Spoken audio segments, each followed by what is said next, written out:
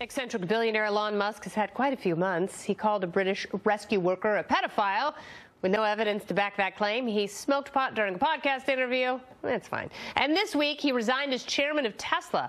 He was also fined $20 million over false tweets about taking the company private. The electric car pioneer today announced that they have met their production goals for the Model 3, making over 53,000 of them in the third quarter of 2018. That may seem like good news, but Tesla is facing a number of problems and controversies all at once. It hasn't yet turned a profit. Many of the cars have had mechanical problems, and they are having a tough time delivering those cars to customers on time. Is Elon Musk selling snake oil, or is it really the car company of the future? Joining me now, CIO of Kingsview Asset Management and Fox News contributor, it is Scott Martin. Welcome back, Scott. Kennedy, I missed you. I missed you too, buddy. I'm glad you're back in the saddle. So let's talk a little bit about this. Can you be both a visionary and a CEO at the same time? Apparently you can try, Elon Musk style. Now, there's not that achievement without some pitfalls and some mistakes and some hate and, frankly, some successes, which I would tell you, Kennedy, is the stock so far this week, which has rebounded from the, say, disastrous fall it had last week when, the SEC investigation was announced. So, to me, it's a tough line for him to walk because you're right. He's got to be this visionary, this revolutionary guy, this kind of cutting-edge CEO, but he still has to run a company. And last time I checked, as investors as we are, for our clients, for our own money, fundamentals matter at some point for stocks, and the fundamentals of this company still aren't very good. And there's a disconnect here because people who own Teslas, they absolutely love them. You will not hear people rave about their cars as much as Tesla owners. But at the same time, because they're not profitable, your company does not own Tesla stock. Why is that?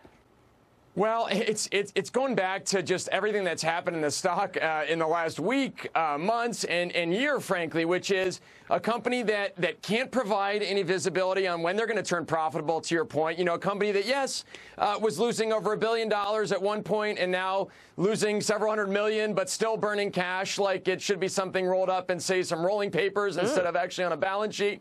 And also, too, just the fact that, yes, the Model 3 numbers are good, Kennedy, but those have been failing along the way this year anyway as far as how the deliveries have gone. So there's problems with somewhat of the... They have had a lot of problems, and they haven't been able to explain them because Musk said that there aren't enough vehicle delivery trucks in order to get the cars to the customers.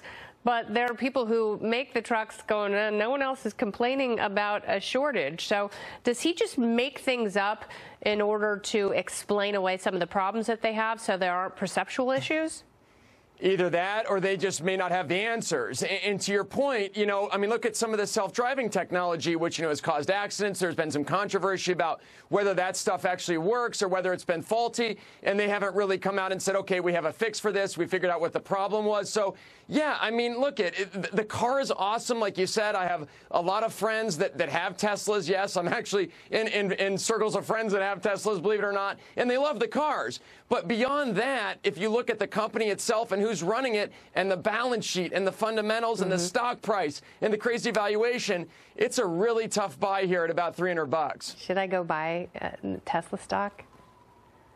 I would tell you to buy a car instead because I think that'll be a better investment than the stock here. If the stock drops and gets a little cheaper and reacts a little better when it gets lower, I think that's good. But remember, they've got a lot of promises to kind of follow through on here that they've been reluctant to do so on so far. Promises. Scotty Martin, thank you so much, my friend. All they do is get you in trouble. Talk to you later. That's right. Topical Storm is next.